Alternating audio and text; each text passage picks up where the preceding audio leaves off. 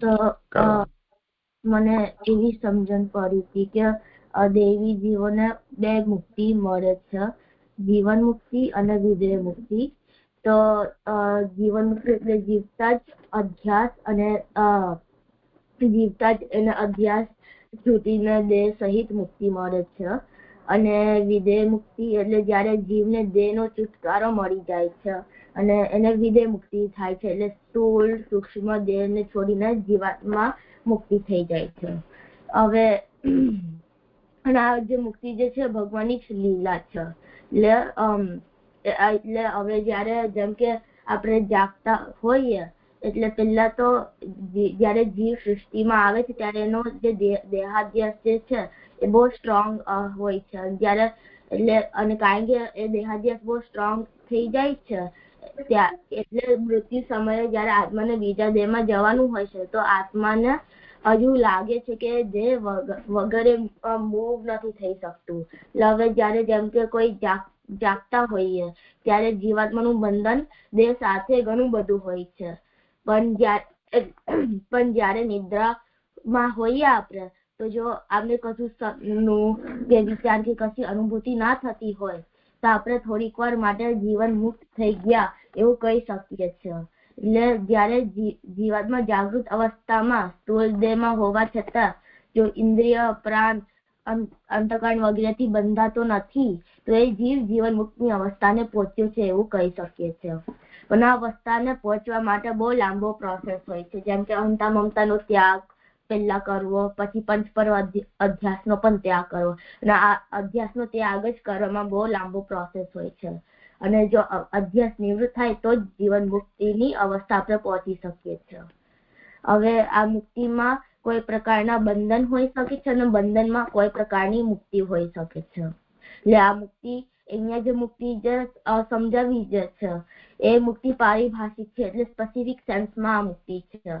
જેમ કે કોઈ જેલમાં હોય અને જેલ બહુ નાનકડી હોય તેને આ જેલ બંધન તરીકે અનુભવ કરે છે, પણ જયારે એ સૂઈ ગયો હોય કારણ કે અને પણ જયારે સૂઈ ગયો હોય જેલમાં તો એને મુક્તિનો અનુભવ થાય છે, કારણ કે જેલનો બંધન એને નથી અનુભવાતો કે કેટલું નાનું છે નથી અનુભવાતો. અને આ બધે જ છે કે તમે જો 5 સ્ટાર હોટેલમાં કે રાજમહેલમાં જો તમે સૂઈ ગયા હો તો તમને મુક્તિનો અનુભવ થાય છે. તો આ બંધનમાં મુક્તિ તમને થાય છે, બંધનમાં મુક્તિ થાય છે. હવે જયારે કોઈ વૈકુંઠની પ્રાપ્તિ થશે એની ગતિ એને ખબર પડી ગઈ છે અને વૈકુંઠમાં એને કયો સેવા ઉપયોગી દેહ મળશે એ ખબર પડી ગઈ કે પોપટ બનશે. તો કોઈકને થશે કે મુક્તિ છે કે બંધન છે, પોપટ બનતા અહીંયા પૃથ્વી પર રહેવું વધારે સારું છે, તો એને અહીંયા મુક્તિમાં બંધન થયું. એટલે મુક્તિમાં બંધન હોઈ શકે છે, બંધનમાં પણ મુક્તિ હોઈ શકે છે. એટલે એ સમજણ પડી હતી મને. જ્યારથી મને એમાં પ્રશ્ન હતો કે કાલે આપણે સમજાયું કે બંધનમાં પણ મુક્તિ હોય છે અને મુક્તિમાં પણ બંધન હોય છે, તો પછી જો મુક્તિમાં પણ બંધન હોય તો પછી જે મુક્તિનું જે મહત્વ છે તો એ કેવી રીતે રહી જાય મુક્તિમાં પણ બંધન હોય તો?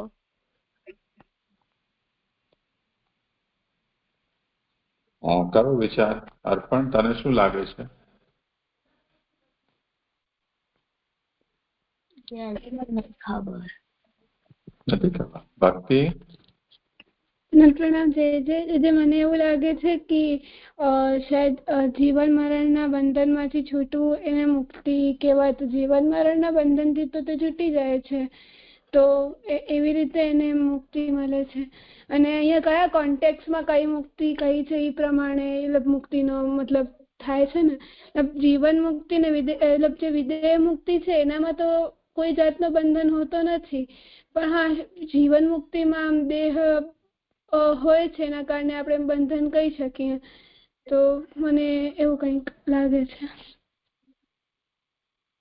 બોલો સાનવી.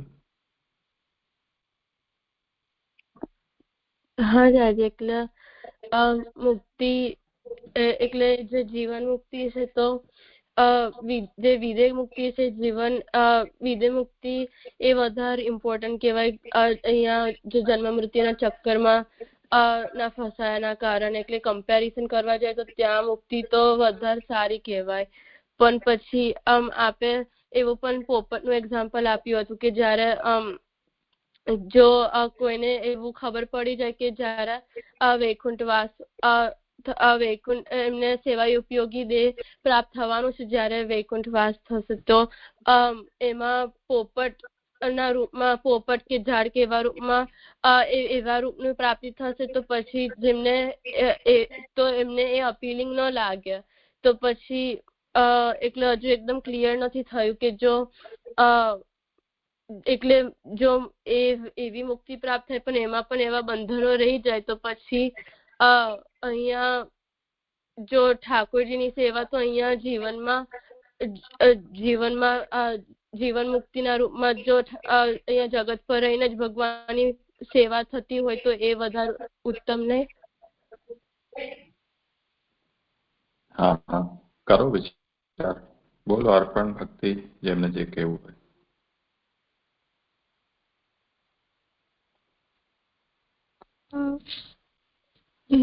મને એવું લાગે છે કે અહીંયા આપે એક એક્ઝામ્પલના ફોર્મમાં વૈકુંઠ વાળું સમજાવ્યું હતું, અને આપે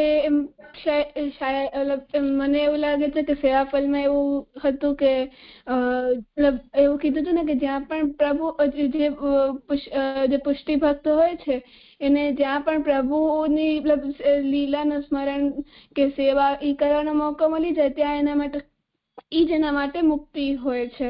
તો આ તો આપણે ખાલી એમ એક્ઝામ્પલ રીતે સમજાવવાનું કહ્યું હતું ને કે અગર એને વૈકુંઠ, અગર એ પોપટ પણ બની જાય તો એને વૈકુંઠમાં પ્રભુ પાસે જગ્યા મળે છે.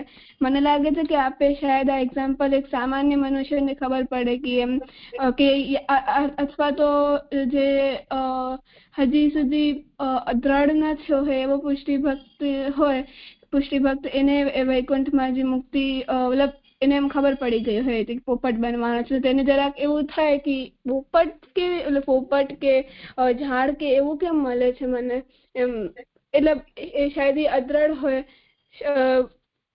તો એના કારણે અહીંયા એને એવું થતું હશે કે મને એના કરતા તો હું અહીંયા ભૂતલ ઉપર રહીને જ પ્રભુ સેવા કરું, અને જ્યાં એટલે આ એક્ઝામ્પલ તરીકે લેવું જોઈએ, મને એવું લાગે છે.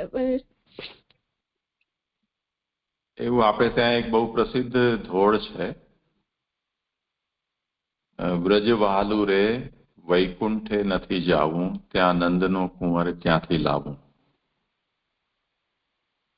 વ્રજ વહાલું રે વૈકુંઠે નથી જાવું, એવી રીતે છે.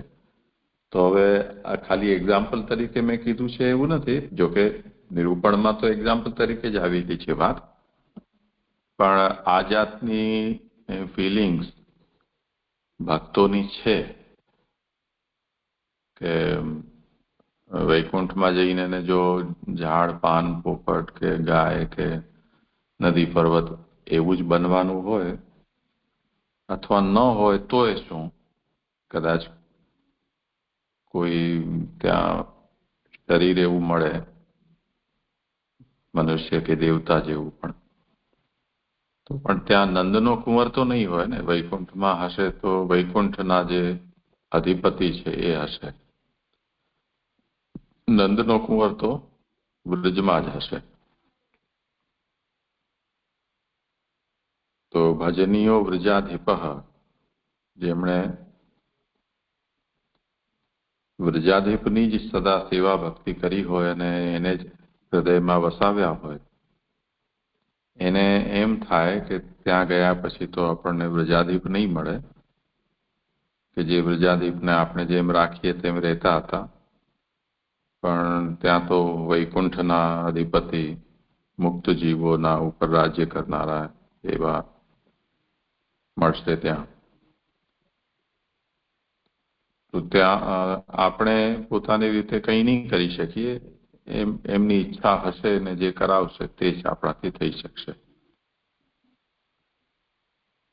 તો જેમણે સ્વતંત્ર સ્વચ્છંદ રીતે પ્રભુ ભક્તિ કરી હોય એને આટલા સ્ટ્રિક્ટ એન્વાયરમેન્ટમાં જવાનું થાય તો એ જરા મનમાં સારું ન લાગે. જેવી રીતે કોઈ ઊંચી પોસ્ટ ઉપર વ્યક્તિ હોય અને એ આપણા પરિચિત હોય, મિત્ર હોય કે આપણા કોઈ સંબંધમાં હોય ને એમની સાથે આપણે જેટલી છૂટથી, સ્વતંત્રતાથી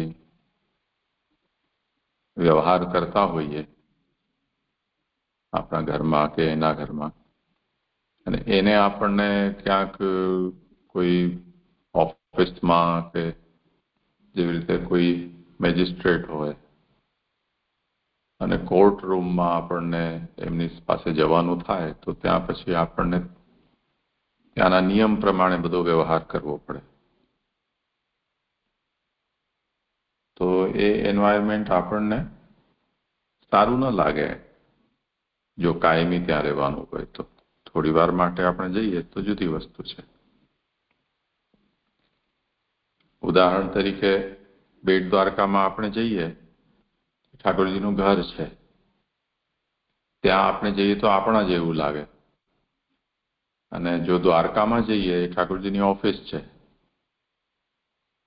તો ત્યાં આપણને અહીંયા બેટ દ્વારકામાં જે કરવું હોય આપણને એ ઠાકોરજીને કરી શકીએ. આજે આ વસ્ત્ર ધરાવવા છે કે આ શૃંગાર ધરાવવા છે કે આ સામગ્રી અરોગાવી છે કે આપણે સ્વયં આ કરવું છે, માલા સિદ્ધ કરવી છે, બધી જ વસ્તુ આપણે સ્વતંત્રતાથી કરી શકીએ અને આપણે જે કરીએ એ બધું ઠાકોરજી અંગીકાર કરે. એટલે ભક્તના અધીન હોય એવી રીતે ઠાકોરજી અહીંયા બિરાજે. અને દ્વારકામાં એકદમ રાજાધિરાજની જેમ ત્યાંનો જે કંઈ પણ એટિકેટ હોય તે રીતે પ્રભુ બિરાજે. ત્યાં આપણે બધું હાથ જોડીને દર્શન કરી શકીએ, બીજું કંઈ ન કરી શકીએ. હવે કોઈની જો ગતિ એવી નક્કી થઈ જાય ને એને ખબર પડી જાય કે હવે છેલ્લે બાકી તમને આ જગ્યા મળશે, તો એ મનમાં કચવાયા કરે ને કે આના કરતા તો મુક્તિ ન મળે સારું. એટલે આ ભગવદીએ એમ ગાયું છે કે વ્રજ ભાલુ રે વૈકુંઠે નથી જાઉં, ત્યાં નંદનો કુંવર ક્યાંથી લાવું. તો ખાલી ઉદાહરણ માટે આ કહેલી આ વાત નથી, પરંતુ આવી હકીકત છે. એટલે મેં છેલ્લે વખતે આ વાત કહી હતી કે એક જે ફલ હોય છે, અંતિમ ગતિ, રિઝલ્ટ, ફ્રૂટ કે ડેસ્ટિની, એ બે જાતની હોય છે. એક તો નિયત ફલ એટલે ડેસ્ટિની જેને કહી શકાય, અને બીજું અભિલષિત ફલ એટલે તમે જેની ઈચ્છા રાખી હોય એ તમને મળે. તો ઘણી વખતે એવું પણ બને કે આપણે જે ઈચ્છવું હોય એ આપણને પ્રભુ પ્રદાન કરે. એવું જો થાય તો ઘણું સારું લાગે. પણ ઘણી વખતે આપણી જે ઈચ્છા હોય એ આપણી ડેસ્ટિની ન પણ હોય. બંને અર્થમાં હોઈ શકે. આપણે જે ઈચ્છ્યું હોય એના કરતાં વધારે મળે એ અર્થમાં પણ, આપણે જે ઈચ્છ્યું હોય એના અનુરૂપ ન મળે એવું પણ હોઈ શકે. તો જે ભક્તને એવી અભિલાષા હોય કે વ્રજાધીપની જ મને સદા સર્વદા ભક્તિ મળે, એને જો વૈકુંઠમાં કોઈ પશુ પક્ષી બનવાનું થાય તો એનું પોપટ થઈ ગયું એવું લાગે એને. એટલે પોપટ થઈ ગયું એટલે પોપટ પક્ષી એ અર્થમાં નહીં, પરંતુ એની જે આશા છે એ આશાના અનુરૂપ એને ફલ પ્રાપ્ત ન થયું તો એ જાતથી એને થોડી નિરાશા થઈ જાય. પણ બીજી રીતથી એને મન એમ મનાવવું પડે કે ભૂતલ પર હતા અને વારંવાર જન્મ મરણ થયા કરતા, અને અલગ અલગ વખતે અલગ અલગ પ્રકારના મનુષ્યોનો સંગ થાય, સંસારોત્પત્તિ થાય, બીજા બધા પણ ઉપદ્રવો થાય, દેહના અને કર્મજન્ય, સ્વભાવજન્ય, કાલજન્ય. તો એના કરતા સારું છે કે એક ઠેકાણે પહોંચી તો ગયા, આ બધી ઉપાધિથી તો મુક્તિ મળી. એ રીતે પછી એને મન મનાવવું પડે, પણ એનો કોઈ ઉપાય નથી આપણી પાસે. જીવાત્મા પાસે એનો કોઈ ઉપાય નથી કે પોતાનું જે ધારેલું હોય એ જ મેળવી શકે. કેમ કે શું કોને આપવું એ વિષયમાં પ્રભુની ઈચ્છા જ છેલ્લી છે. એટલે આવું સંભવ છે. તો આપણે જે વાત કરી હતી એમાં મેં છેલ્લે એ વિષય ઉપર વિચાર કર્યો હતો કે બંધન જે છે એમાં પણ કે કોઈ પ્રકારની મુક્તિનો અહેસાસ આપણને હોય છે, અને મુક્તિ છે એમાં પણ કોઈ પ્રકારનું બંધન હોઈ શકે છે. એટલે બંધન બધા માટે બંધન જ હોય કે મુક્તિ એ બધાના માટે મુક્તિ જ હોય એવું આપણે નથી કહી શકતા.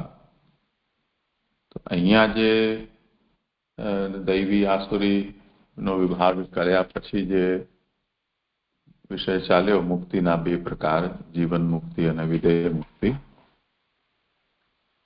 ત્યાં જે મુક્તિ કહેવામાં આવી રહી છે એ સ્પેસિફિક સેન્સમાં એ મુક્તિ છે.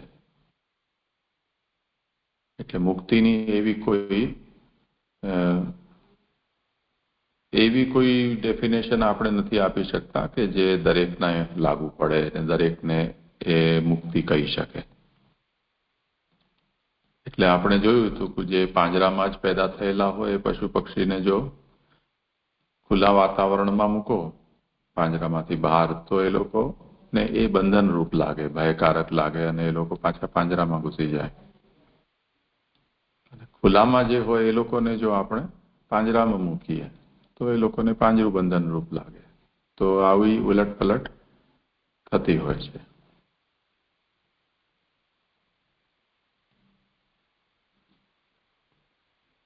ઠીક છે અન્વી? હા સમજાયું હવે.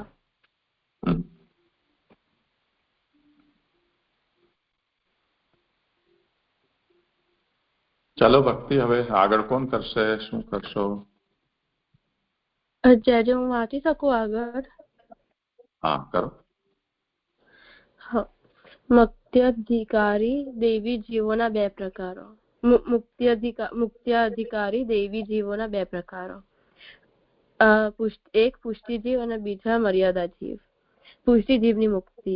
પુષ્ટિજીવો પ્રથમ તો પ્રભુની વિશેષ કૃપાને કારણે મુક્તિની પણ કામનાથી રહિત બની કેવળ ભગવત સ્વરૂપાસક્તિ રૂપા નિર્ગુણ ભક્તિને ભૂતળ ઉપર વર્તા હોય છે. તેથી દેહપાત પછી પણ તેઓ નિત્ય લીલામાં પણ પ્રભુની સ્વરૂપાસક્તિ કે ભજનાશક્તિનો જ લાભ મેળવનાર હોય છે. અને મર્યાદા જીવોની મુક્તિ.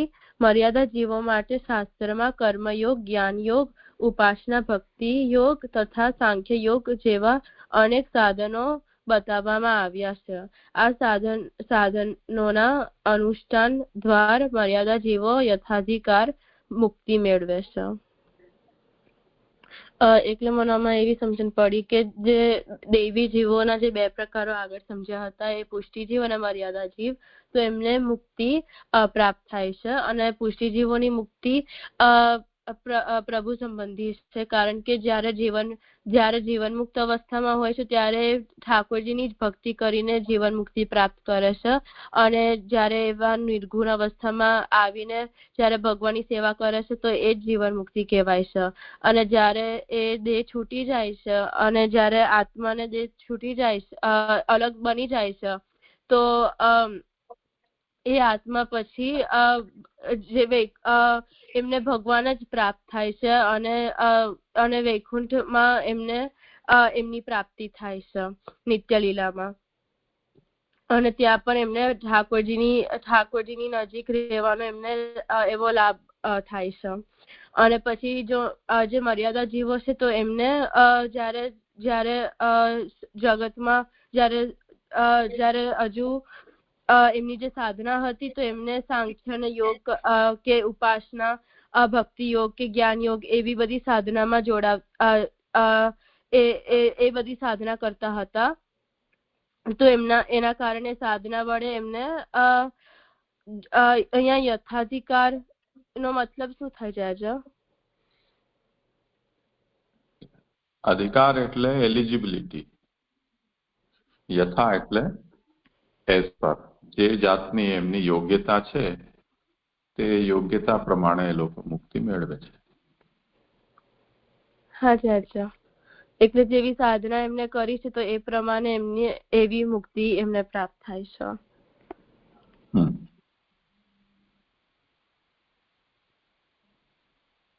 ઓર કોઈને આમાં કઈ કહેવું છે, પૂછવું છે?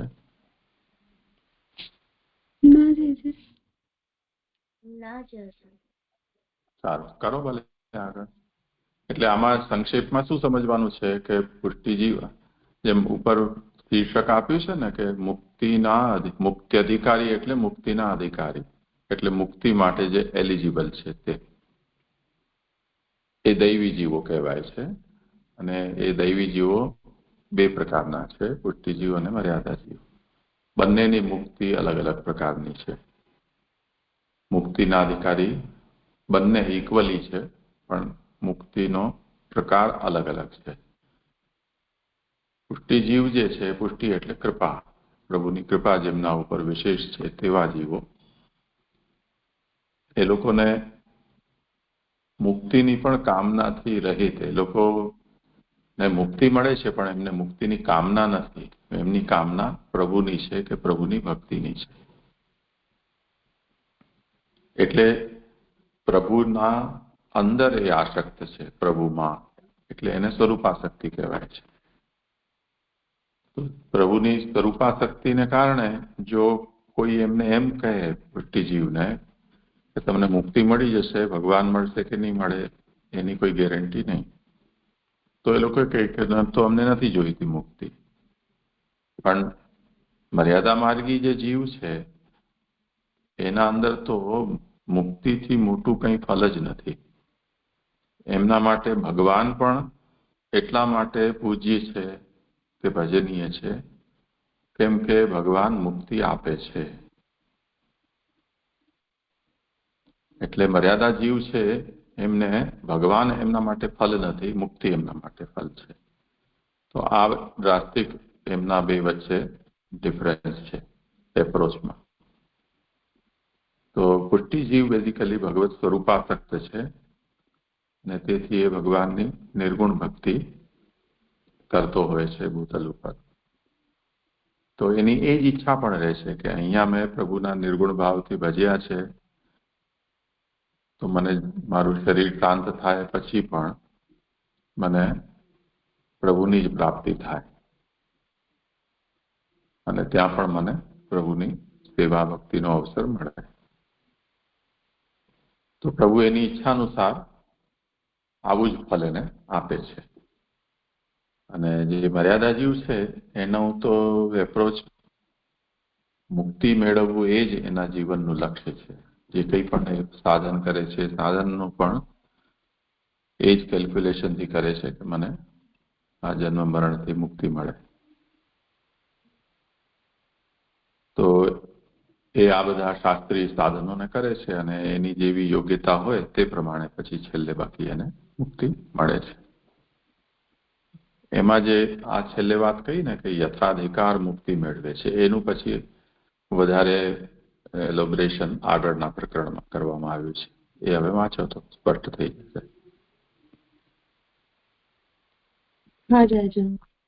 મુક્તિના વિવિધ પ્રકારો.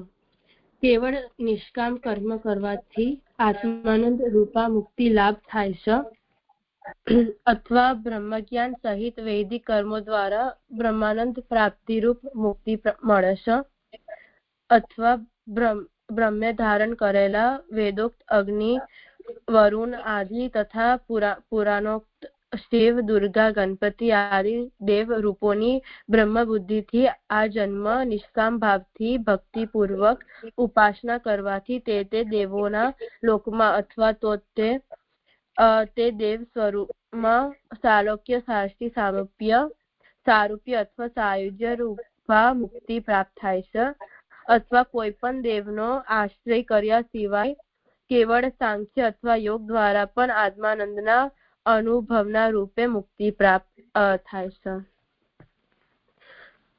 એટલે આમાં જુદા જુદા મુક્તિના પ્રકાર બતાવ્યા. એટલે પહેલું તો જો નિષ્કામ ભાવથી કે કશા કામના રહિત જો કર્મ કરવામાં આવે છે તો એમને આત્માનંદ રૂપ મુક્તિ એમને પ્રાપ્ત થાય છે. અને બીજું પ્રકાર એવું છે કે જો એમને જે વેદમાં બતાવેલા જે કર્મ છે એ કરે છે બ્રહ્મનું જ્ઞાન સહિત, તો એમને બ્રહ્માનંદની પ્રાપ્તિ એવી મુક્તિ એમને પ્રાપ્ત થાય છે. અને જો આ બ્રહ્મ જે જુદા જુદા જે દેવી દેવતાઓના જે રૂપ ધારણ કરેલા છે, જેવી રીતે શિવ, દુર્ગા, બીજા જે દેવી દેવતાઓ છે, તો એમની જો ભક્તિ કરી છે નિષ્કામ ભાવથી કશા કામના રહિત, તો એમને એ દેવતાનું એ જે દેવી દેવતાઓનું જે ધામ છે એમાં એમની પ્રાપ્તિ થાય છે. અને જે સાલોક્ય, સાષ્ટી, સામીપ્ય, સારૂપ્ય અને સાયુજ્ય એવી જુદા જુદા મુક્તિ એમને પ્રાપ્ત થાય છે. અને એટલે સાયુજ્ય એટલે એ જ દેવી દેવતામાં એમનું જે એમની આત્મા એમના એ દેવી દેવતાઓમાં લીન થઈ જાય છે. સાલોક્ય એટલે એમના ધામમાં એમની પ્રાપ્તિ થાય છે. અને જે સાષ્ટી અને સામીપ્ય મને એકદમ નથી ખબર. અને જે છેલ્લું છે એમાં કોઈ કશા દેવી દેવતાઓનો આશ્રય બીજા કશા દેવી દેવતાઓમાં આશ્રય નહીં, પણ ખાલી જે સાંખ્ય અને યોગ છે એ કરે, સાંખ્ય અને યોગની સાધના કરે છે, જેના વડે એમને એના દ્વારા પણ એમને આત્માનંદ રૂપ જે આ મુક્તિ છે એ પ્રાપ્ત થાય છે. એવું સમજી જાય. હા, આમાં જે ન સમજાયું હોય કોઈને કેવું હોય તો બોલો. જે ખબર નથી કયું છે સાષ્ટી કે સામીપ્ય, પણ એકમાં એવું હોય છે કે એને દેવના જેવું સામર્થ્ય ને પ્રાપ્ત થાય છે, મને એવું લાગે છે. સારૂપ્ય શબ્દનો અર્થ તો સિમિલર, એમનું રૂપ. સારૂપ્ય રૂપ અને સા તો સરળ અર્થ છે એનો. જે દેવને ભજતા હો એ દેવના જેવું રૂપ એને મળે, આ સારૂપ્ય થયું. અને સાષ્ટી એટલે એ દેવનું જે ઐશ્વર્ય છે એ એમને મળે.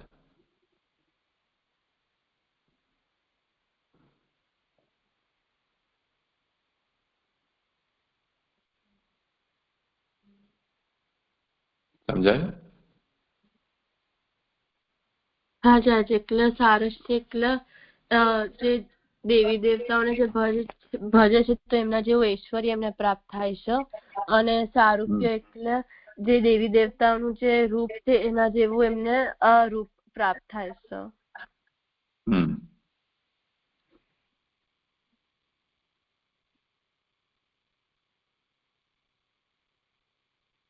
ઠીક છે, કરો આગળ. હા જાજા. આસુરી જીવોની મુક્તિ. આસુરી જીવોની મુક્તિ બાબતમાં એમ સમજવું, જે જીવોને ભગવાન આસુરી બનાવવા ઈચ્છે છે તે જીવોમાં વરણ સમયે જ વાસના સ્થાપિત કરી દેશે. અસદ વાસના મુક્તિ મેળવવામાં પ્રતિબંધક બની જતી હોય છે. આ અસદ વાસનાને કારણે આસુરી જીવો આસુરી દેહને પ્રાપ્ત કરે છે. તેઓની રુચિ સ્વભાવ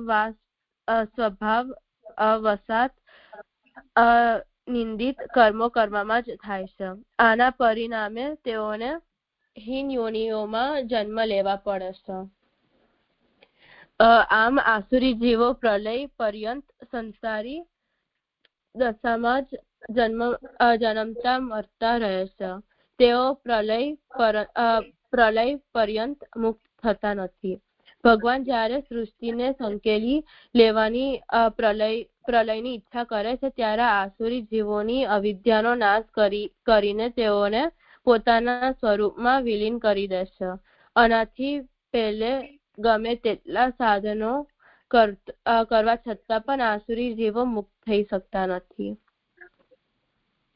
એટલે મને આમાં એવી સમજણ પડી કે જે આસુરી જીવો છે તો એમને ખાલી જન્મ મરણના ચક્રમાં એમને ફસાઈને રહેવું પડે છે.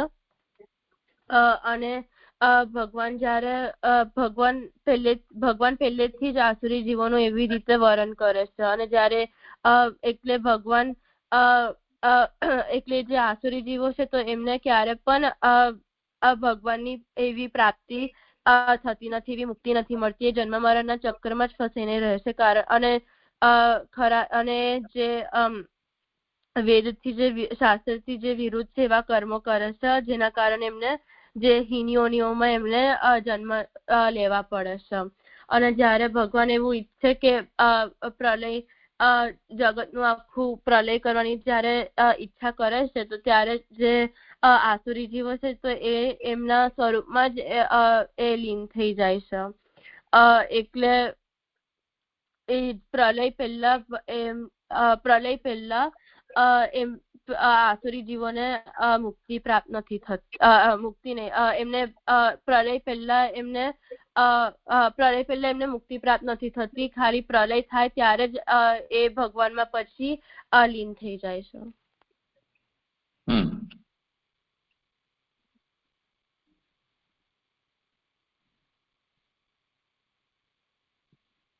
અર્પણ ભક્તિ કઈ કેવું છે? તો જ્યાં જે મને આમાં પ્રશ્ન થાય છે એટલે પ્રલય થાય તો ત્યારે એમને ભગવાનમાં તો લીન તો થાય છે જ ને. એટલે તો મર્યાદા જીવ અને જે પછી જે સાયુજ્ય છે જેમાં ભગવાન જે દેવી જીવ છે તો એ ભગવાનમાં લીન થાય. જે અક્ષર બ્રહ્મ કે જે પણ દેવી દેવતાઓની એમને ભજન જેમનું ભક્તિ કરી છે તો એમના સ્વરૂપમાં એમની આત્મા લીન થઈ જાય છે. તો એવું પણ આ પ્રવાહી જીવમાં પણ એવું જ થાય છે કે જ્યારે પ્રલય પછી એમનું જે આત્મા છે તો એ ભગવાનમાં જ લીન થઈ જાય છે. એટલે મર્યાદા જે દૈવી જીવ અને પછી જે સાયુજ્ય જેમને પ્રાપ્ત થાય છે અને જે આસુરી જીવ છે તો એમના વચ્ચે તો એટલો જ ફેર છે કે એકને પ્રલય પહેલા થાય છે અને જ્યારે પ્રલય અને પછી પ્રવાહી જીવને પ્રલય થાય ત્યારે એવું થાય છે. એટલે ટાઈમ ડિફરન્સ જ છે કે બીજું કશું પણ છે ડિફરન્સ? હા, જોઈએ.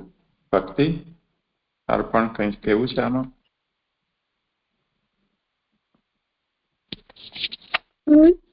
મને એવું લાગે છે કે એક પ્રકારની શાયદ સિમિલારિટી જેમ સાન્વી કીએ છે એ થઈ શકે છે. પણ બાકી તો એમ કહી શકીએ ને કે જે મર્યાદા જીવો છે એમને તો પોતાનો એટલે એ આગળ બતાવી જે પંચપર્વ વિદ્યા છે એના દ્વારા અહીંયા જે બતાવ્યા મુક્તિના વિવિધ પ્રકારો એના દ્વારા તે મુક્તિને પ્રાપ્ત કરે છે. અને એનામાં તે પોતાના જે 4 અધ્યાસ અને સ્વરૂપ સ્મૃતિ છે એટલે 4 અધ્યાસને એના પર બી કાબુ કરે છે. એના પછી તેને અક્ષર બ્રહ્મમાં લીન થાય છે. તો એમને તો બધું આમ બધું જાણીને પછી બધું કર્યું છે ને. આ જે પ્રવાહી જીવો છે એમને તો પ્રલય થવાનો હતો એટલે પ્રભુએ પોતે એમને સર્જ્યા, પોતે જ એમને અસદવાસનામાં નાખ્યા હતા. પછી પ્રભુએ પોતે એમાં અવિદ્યા પણ નાખી હતી અને પછી પ્રલય તાણે અવિદ્યા લઈ લીધી અને એ લોકોને પણ સમાવી લીધા. આ લોકોએ તો પોતે સાધન કરીને કર્યું છે. તો શાયદ આટલું ડિફરન્સ થઈ શકે, મને એવું સમજાય છે. મને એવું લાગે છે કે આ જે મર્યાદા જે જીવો જે છે એમને પણ એમને જન્મ મરણના ચક્રમાંથી એમને છુટકારો મળ્યો છે. જ્યારે આ પ્રવાહી જીવો એક દેહમાંથી બીજા દેહમાં ફરિયાદ કરે છે પ્રલય લગીને, અને ત્યાર પછી એ ભગવાનમાં એ લીન થઈ જાય છે. એવું લાગે છે.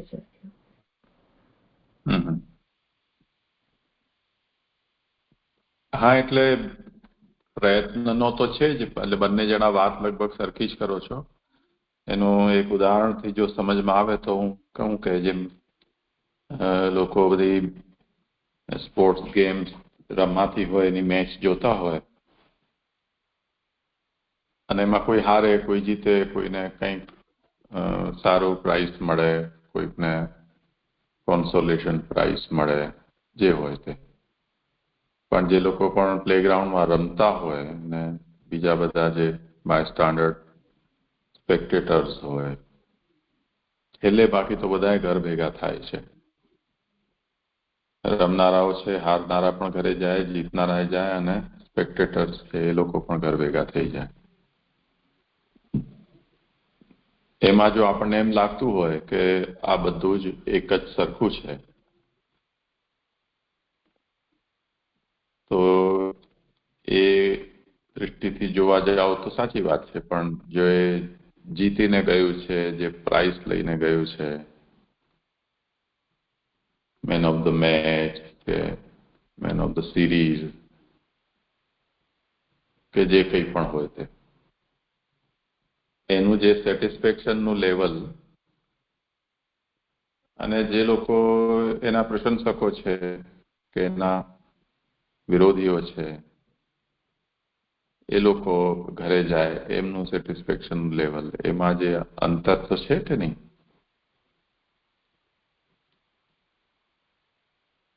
તે જ રીતે જે સ્ટેડિયમ છે એને એની વ્યવસ્થા સાથે જોડાયેલા છે, સિક્યોરિટીના છે, સાફ સફાઈ વાળા છે, કે બધું મેનેજ કરતા હોય તે, એ લોકો બધા છે. એ લોકો પણ છેલ્લે બાકી તો ઘર ભેગા થવાના છે. તો બધાને પોતાના ઘરે ભેગા થવું છેલ્લે બાકી, એ એમની ગતિ બધાની એક સરખી છે. પણ દરેકનું સેટિસ્ફેક્શનનું લેવલ અલગ અલગ છે. હવે જે લોકોને આ રોજનું થયું, એ લોકોને ફરીથી અલગ જાતની ફિલિંગ્સ હોય, અને જેમને એનું જ્ઞાન હોય અને એ લોકોને છેલ્લું ફળ મળે, અને જેને જ્ઞાન નથી આનું, એને જે છેલ્લું ફળ મળે છે, એમાં પણ પાછો ફરક પડી જશે.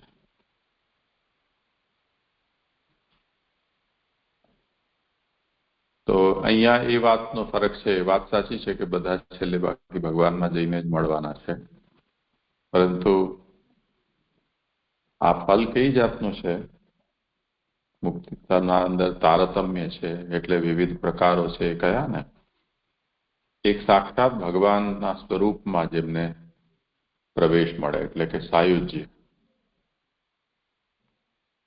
બીજું, કે જે સાયુજ્ય મળેલા છે એને ફરીથી પ્રભુ પોતાના લીલાધામમાં પ્રકટ કરે અને એમની સાથે પ્રભુ એમને ભક્તિનો અવસર આપે.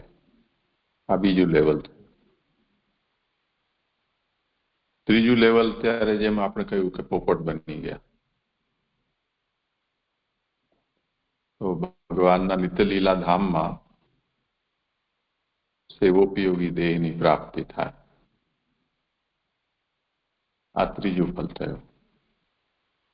ચોથું, ભગવાનનું જે અક્ષર બ્રહ્મ છે, આ સર્વગ્ર સૃષ્ટિનું મૂળ કારણ, સચ્ચિદાનંદ સ્વરૂપ, એમાં આત્માથી લીન થાય કોઈ, એટલે એની આત્મા એમાં લીન થઈ જાય. જેમ સમુદ્રમાં વરસાદનું પાણી ટીપું પડી જાય અને ખોવાઈ જાય તે રીતે. તો જે અણુ જીવાત્મા એ વ્યાપકમાં લીન થઈ જાય, એ પણ એક જોરદાર ફિલિંગ છે. એનાથી નીચે લેવલે આપણે જઈએ તો અક્ષરમાંથી જે પ્રકટ થયેલા વિવિધ દેવતાઓ છે, બ્રહ્મા, વિષ્ણુ, શિવ, એ દેવ ગુણાવતારો જેને કહેવાય છે, એ ગુણાવતારોમાં કોઈકને સાયુજ્ય, સાલોક્ય, સાર્ષ્ટિ, સામીપ્ય, સારૂપ્ય એવું મળે. તો એ અક્ષરની તુલનામાં થોડા નીચા લેવલે છે, પર ફરીથી જન્મ નથી થવાડો એ અર્થમાં તો એ મુક્તિ પણ. ફિલિંગનો જ્યાં સુધી પ્રશ્ન છે, તો જેનું જેટલું પેટ ભરાય એનાથી ઓડકાર આવે તો સેટિસ્ફેક્શન પેટ ભરાવાનું. જેનો 2 રોટલીથી ભરાતું હોય એને પણ સરખું હોય, અને 4 રોટલીથી ભરાય એને પણ સરખું છે. પણ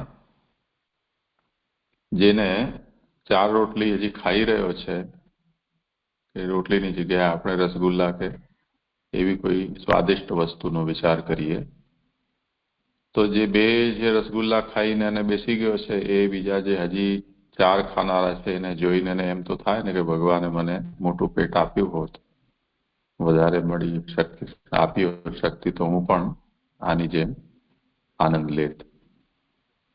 તો એ બળતરા તો એને થતી જ હોય છે જોએ તો.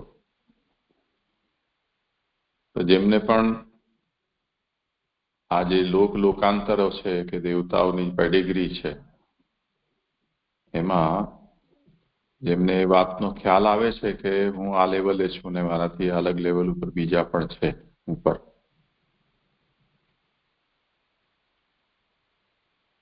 તો એને કોઈક જાતનો મનમાં અફસોસ પણ રહે છે. હવે જે લોકો આ ગુણાવતારના કક્ષાથી નીચે, એટલે બૃહસ્પતિ કે ઇન્દ્ર વગેરે જે દેવતાઓ છે, એ દેવતાના ઉપાસક છે, તો એમના પણ સાલોક્યાદી મુક્તિ એમની પ્રાપ્ત થઈ શકે છે. પણ જો આપણે આ બધી વસ્તુઓનો વિચાર કરીએ તો જેમ મનુષ્યનું આયુ 100 વર્ષનું ગણાય અત્યારે, એમ દેવતાઓનું આયુષ્ય 100 દિવ્ય વર્ષ ગણાય.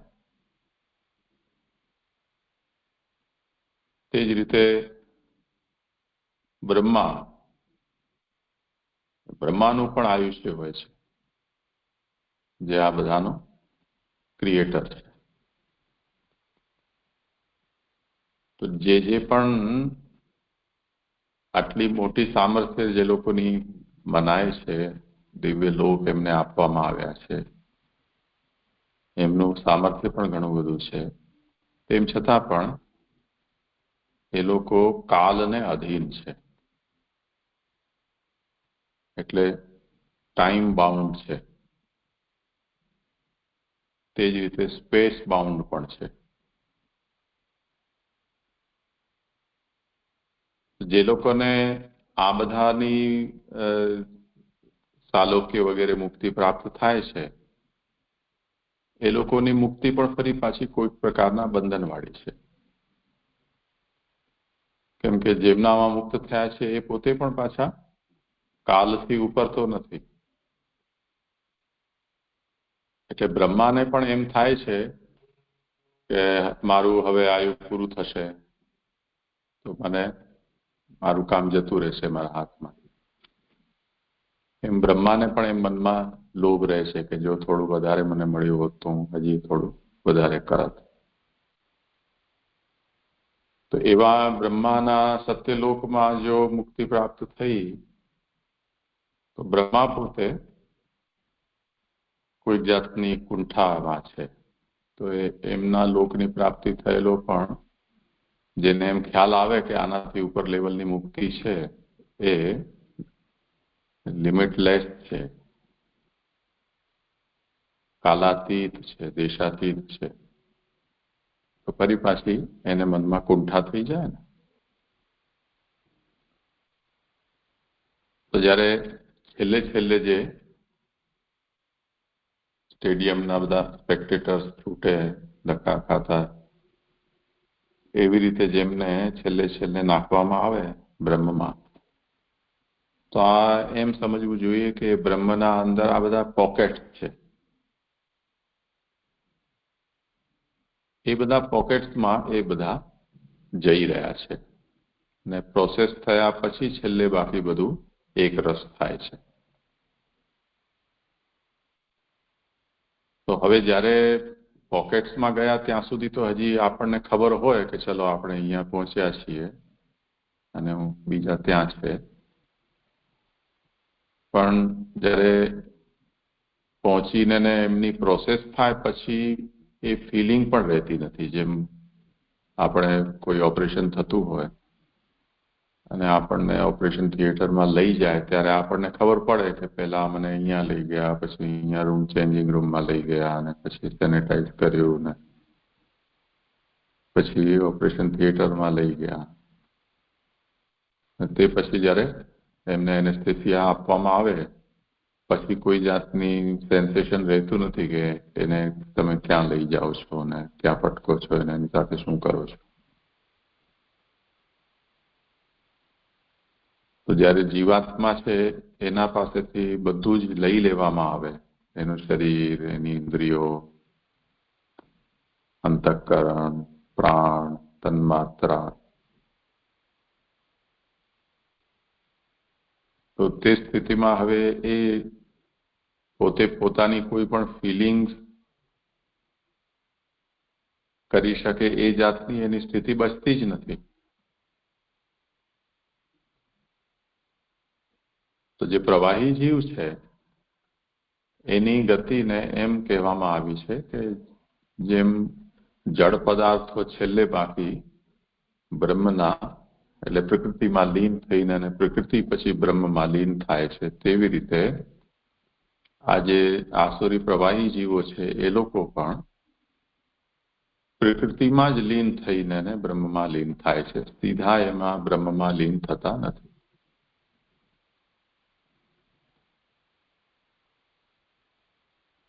તો હવે એ એંગલથી આપણે આને વિચારીએ તો આપણને ખ્યાલ આવશે કે ભલે વાત તો સાચી છે, બ્રહ્મ સિવાય બીજું કંઈ છે જ નહીં, તો છેલ્લે બાકી જશે તો બધા બ્રહ્મમાં જ જશે.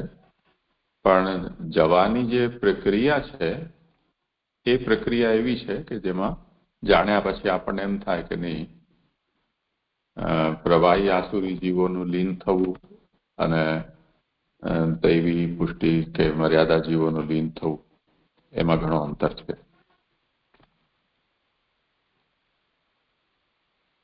સમજાય? હાજી સમજાયું. એટલે જે લીન થવાની જે પ્રક્રિયા છે જુદી છે. એટલે જે પ્રવાહી જીવ છે એમનો જે અંતમાં તો બધા એક સરખા સેમ જ જગ્યા પર જવાના છે, પણ જે પાસ છે જુદું પડી જાય છે સેટિસ્ફેક્શન લેવલનું.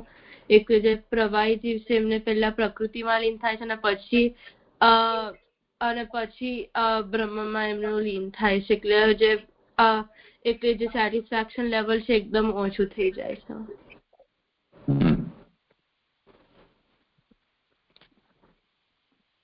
એટલે આ વસ્તુ જેની ગતિ થઈ રહી છે એને તો ખ્યાલ પણ નથી આવતો, પણ જે થર્ડ પર્સન આ બધી વસ્તુને જુએ છે, જાણે છે, એ આ વાતને કહી શકે છે કે જુઓ આ લોકો બિચારાઓની કેવી દશા છે. મળ્યા તો ભલે અક્ષરમાં કે છેલ્લે બાકી ભગવાનમાં જ ગયા, પણ કેવી રીતે ગયા. એમ એમનો અફસોસ માત્ર થઈ શકે છે. સમજાય ને? હા જય સમજાયું. સારું, તો આજે ભક્તિ આપણું આ થયું સંપન્ન જીવ વિવેક. પછી અનુકૂળ હોય ને કાલે કે પરમ દિવસે જોડાઈ શકે તો ઠીક છે, નહીં તો પછી હમણાં થોડા સમય તારી પરીક્ષા છે તો વિરામ રાખજો.